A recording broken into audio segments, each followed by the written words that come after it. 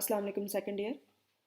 In previous two lectures, we have so far covered the components and functions of external and middle ear, and also the basic features of sound. And I told you about the role of tympanic membrane and the auditory ossicles in the sound transmission. Also, I hope that two of your university questions they are prepared for the impedance matching and tympanic reflex. Right. So, what are the learning objectives for today's lecture? I will give you the introduction to the bony and the membranous labyrinth. Then we will look into the physiologic anatomy of the cochlea and its functional units. I will tell you about the compartments of cochlea and how these are formed by two membranes inside the cochlea. We will have a look at the structure and function of the basilar membrane. Then I will also tell you the importance of the other membrane, which is called the Reisner membrane. And I hope that one of your university questions that will be prepared from this lecture about the structure and function of the organ of corti.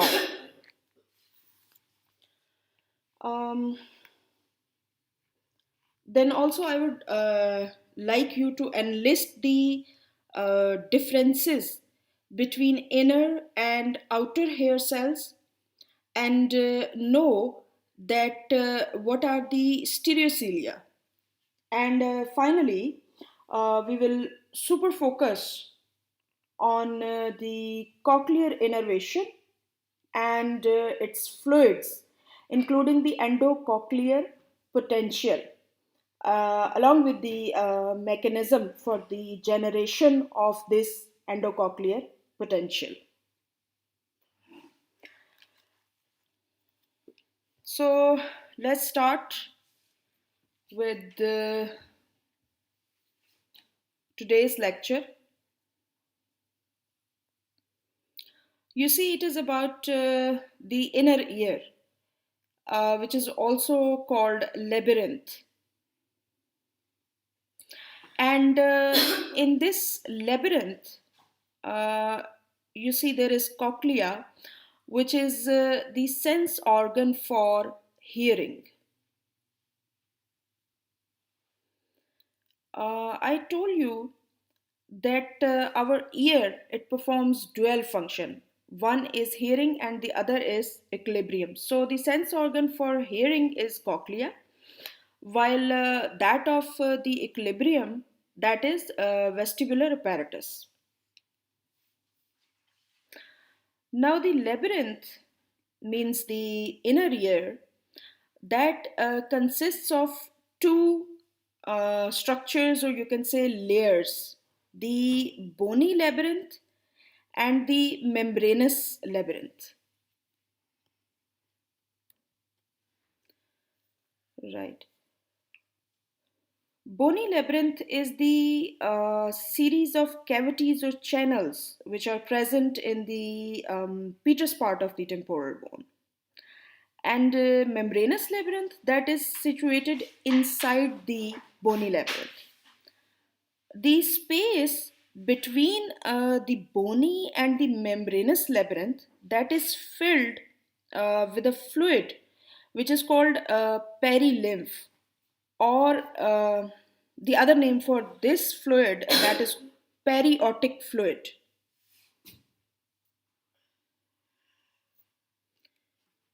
Then we move on to the membranous labyrinth.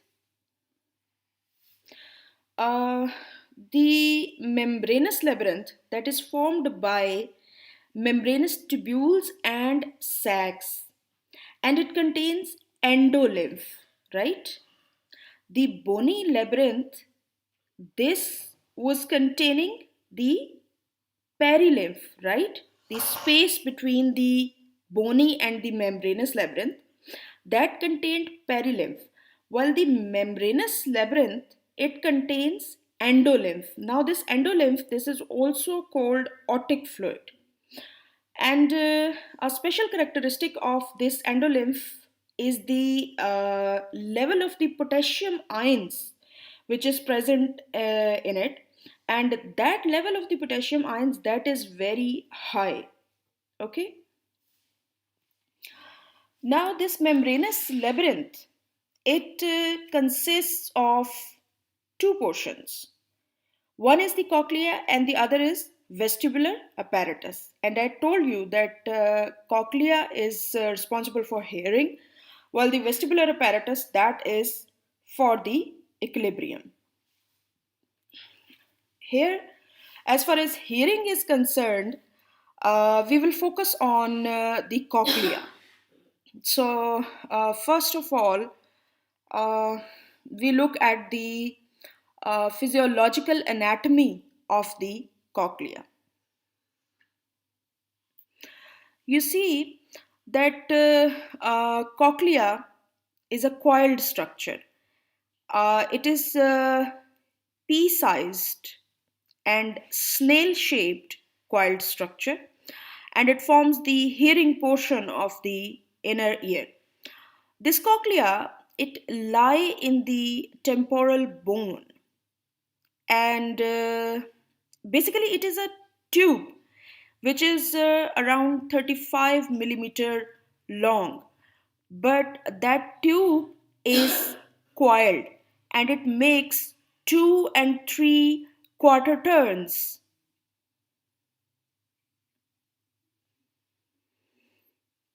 Mhm.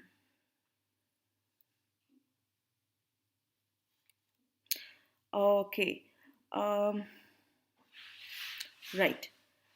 The cochlea itself it consists of two structures, modulus and a bony canal. This bony canal it winds around the modulus. And what is modulus?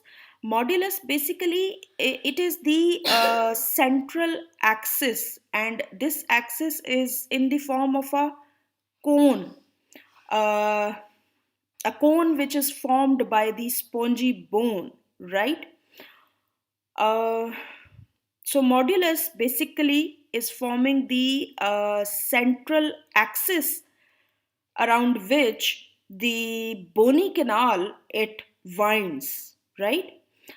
Now there is another feature that a bony, or you can say the osseous lamina, a spiral lamina, it projects from the modulus into the canal, right?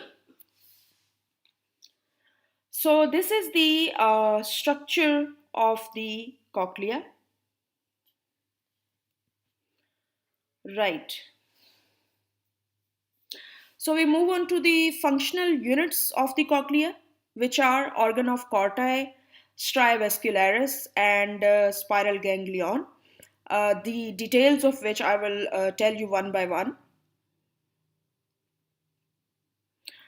Um, mm, if we consider cochlea as an instrument which produces electrical signals um, on encountering the sound vibrations, then this organ of corti that will be considered as a sensor, while the stria vascularis it will act as a battery which will generate the voltage which is necessary to create the electrical signals, right? And that voltage that is called endocochlear potential. Okay, so stria vascularis that basically is required for generating the endocochlear potential, and spiral ganglion you all know that a ganglion, that basically is a collection of the cell bodies of the nerve fibers. So this ganglion, this give off many nerve fibers which act as the electrical wires which will connect our cochlea to our central nervous system. Uh, in this figure, you can clearly see the functional units of the cochlea. This is the organ of corti. See, this is the cochlea.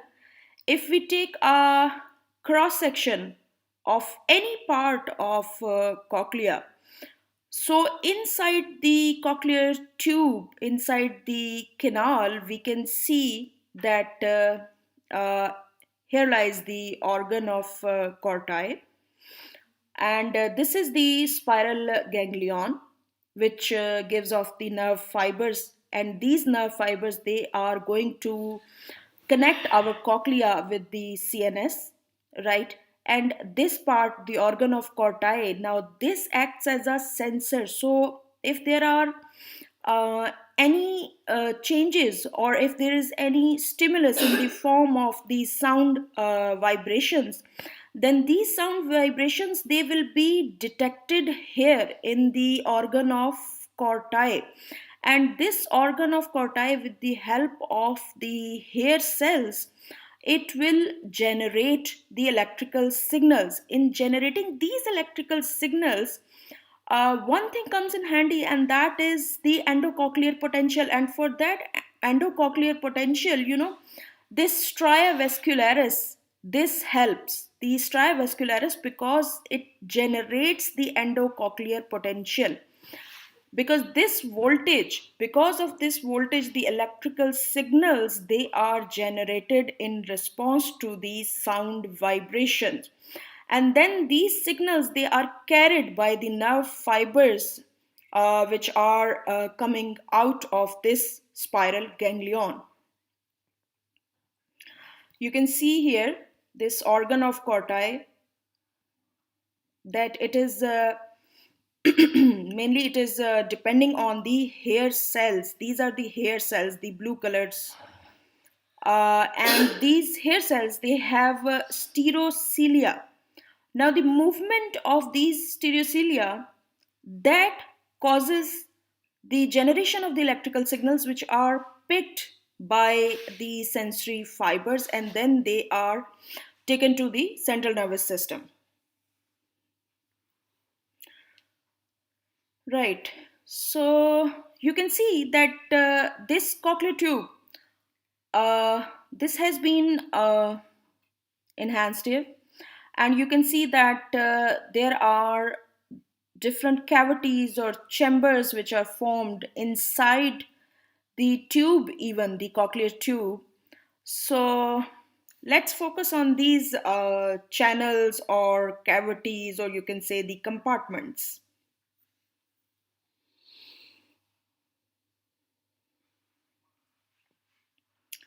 Right. So the cochlea, it has been divided into three compartments by two membranes. These compartments are called Scala Vestibuli, Scala Media, and Scala Tympani. Uh, Now, cochlea, that is divided into these three compartments with the help of two membranes. And which are those two membranes? Those are the vestibular membrane and the basilar membrane. Okay. The vestibular membrane, it is also called the Reasoner membrane, while basilar membrane, it also has got a different name. You can also call it the membranous spiral lamina.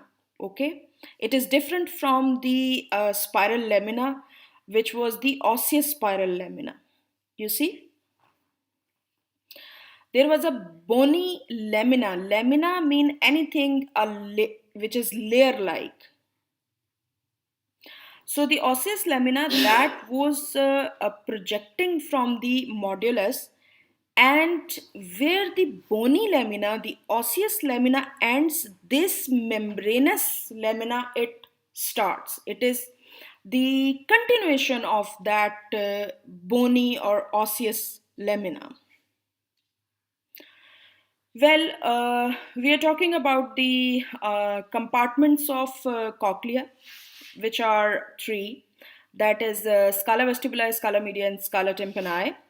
All three compartments, they are filled with fluid, but the fluid is different in different compartments.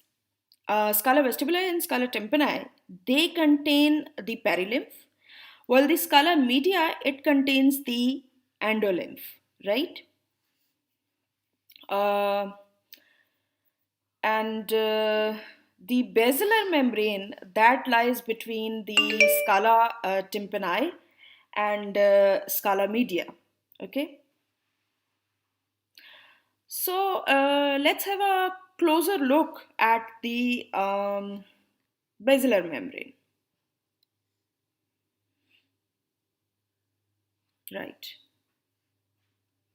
so here lies your basilar membrane between the scala media and the scala tympani. The middle one, that is called the Scala Media. Uh, I already told you that the basilar membrane, that is also called membranous spiral lamina, and it projects from the bony center of the cochlea, which is called modulus. I already told you. Uh, and see, this precisely, this membrane, it arises from the osseous spiral lamina to the spiral ligament that I have already told you.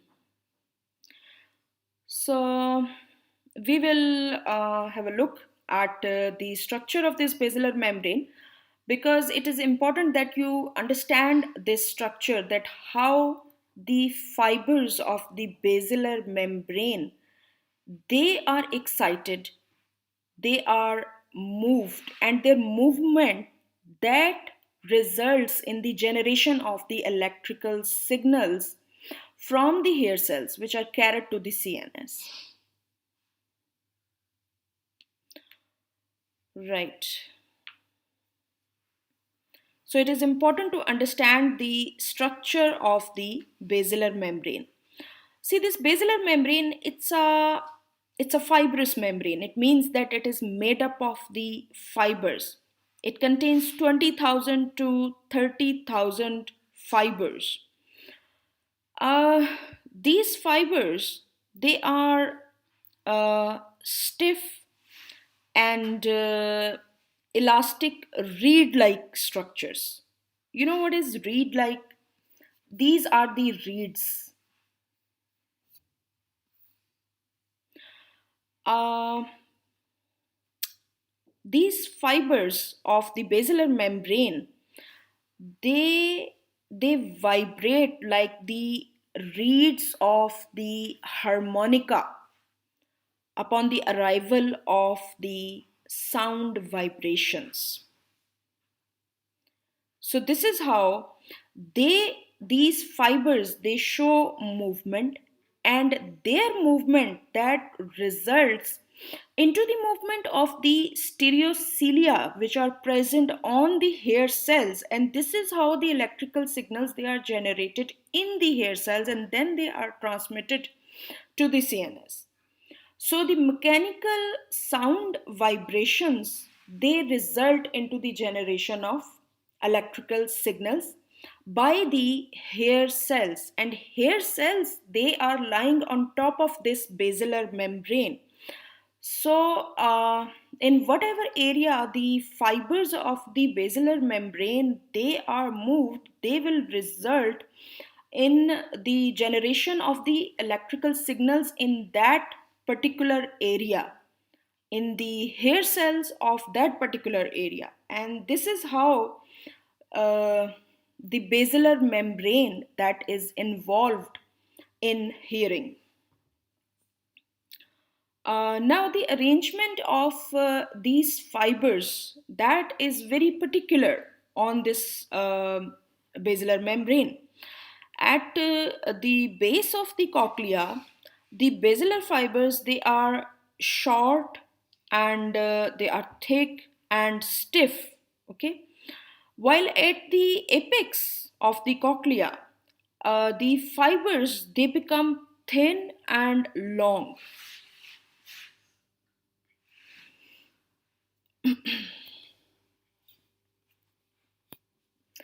And this particular arrangement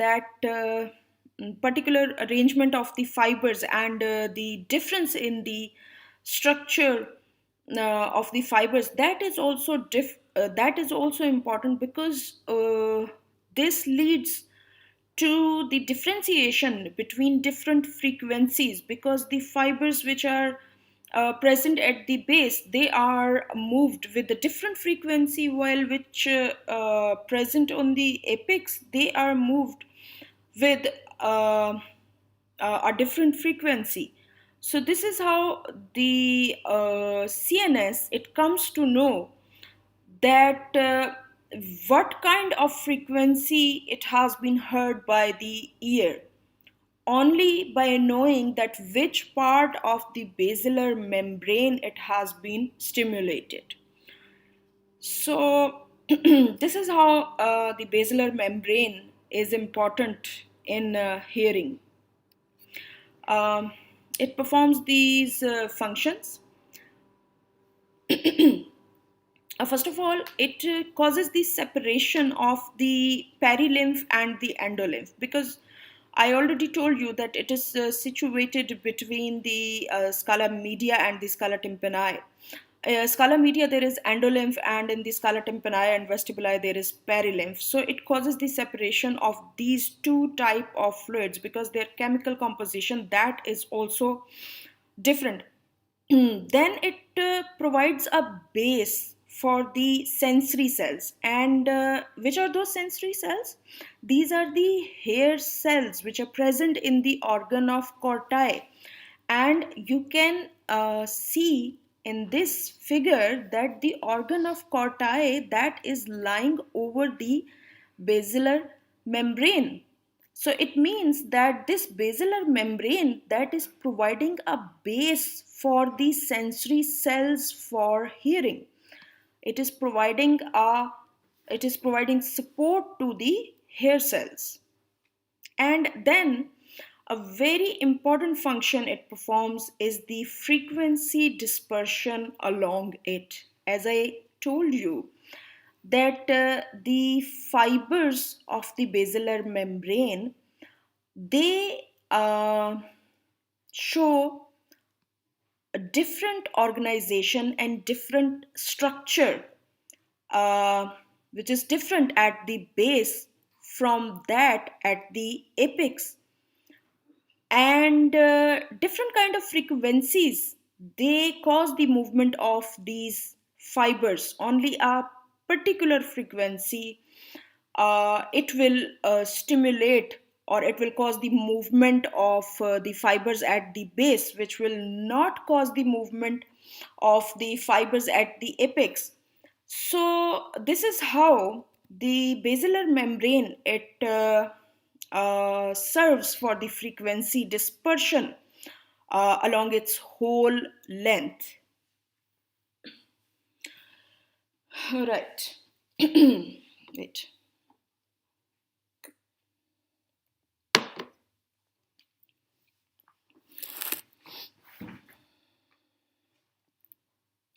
So you must keep in mind, um, this is the important thing to note, that the fibers of the basilar membrane, they vary in length and thickness.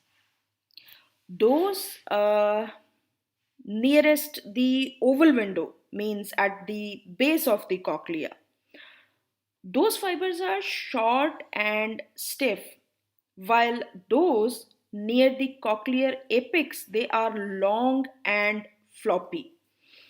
And I already told you that how the structure of the basilar membrane that is related to the excitation of the cochlear hair cells.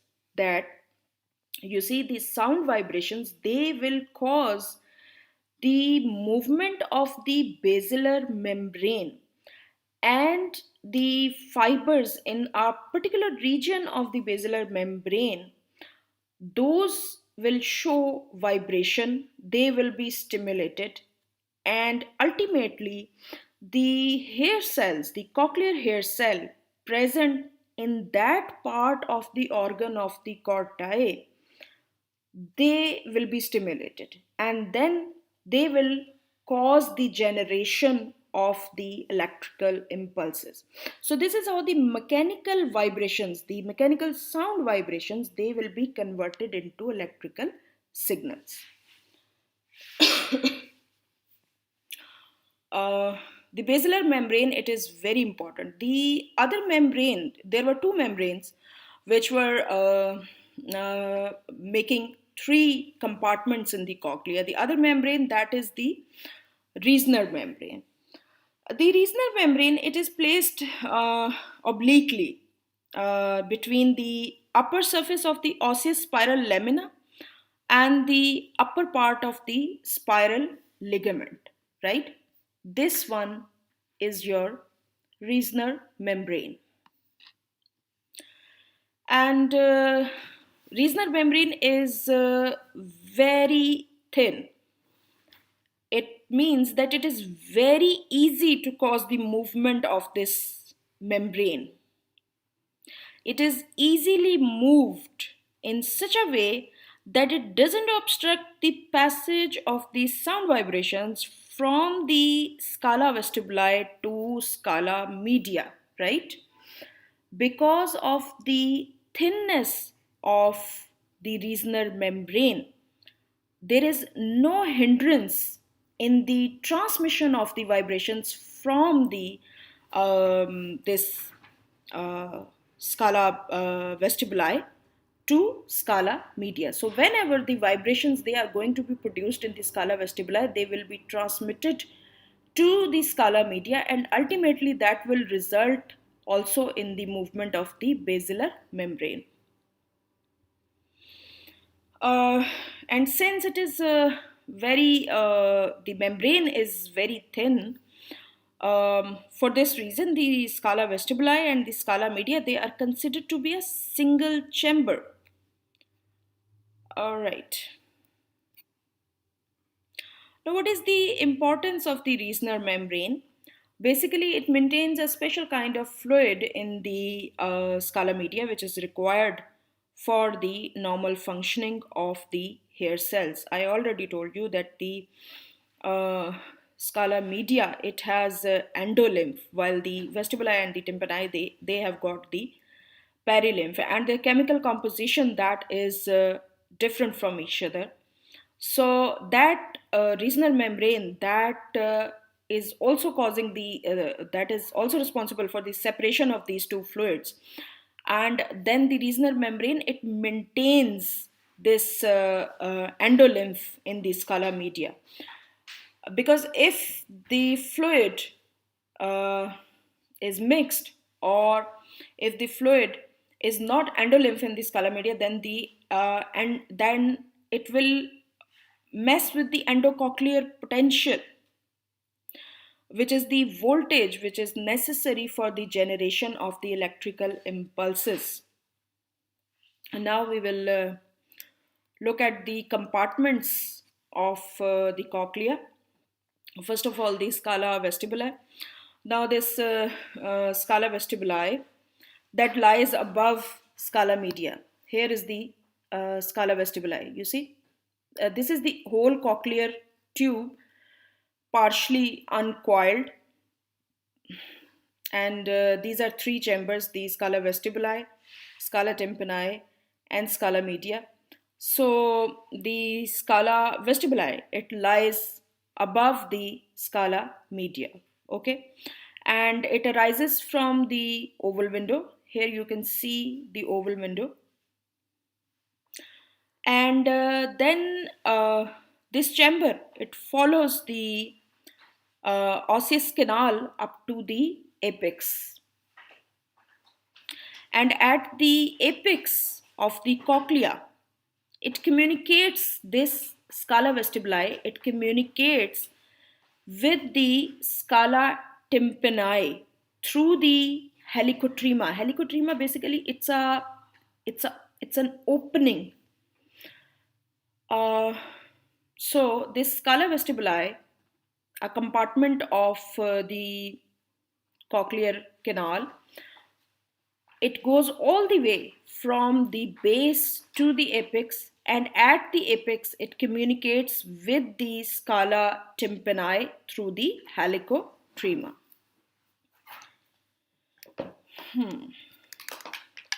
Scala tympani,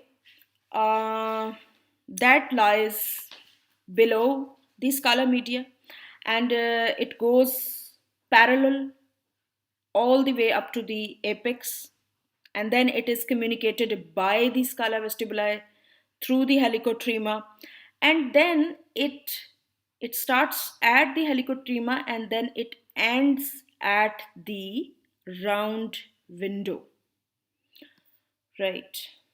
And finally, the Scala Media, which is the most important one, and it is also called the cochlear duct. You can see here that this Scala Media, which is also called the cochlear duct, you can see it here, and the organ of Corti, this structure, this is organ of Corti that is situated in the Scala Media, right? So this Scala Media, this basically is a triangular compartment. uh, and this triangular compartment that is enclosed by the basilar membrane and the vestibular membrane, right? And this compartment, it ends blindly at the apex and at the base of the cochlea. It does not communicate with the scala tympani or scala vestibuli physically, right?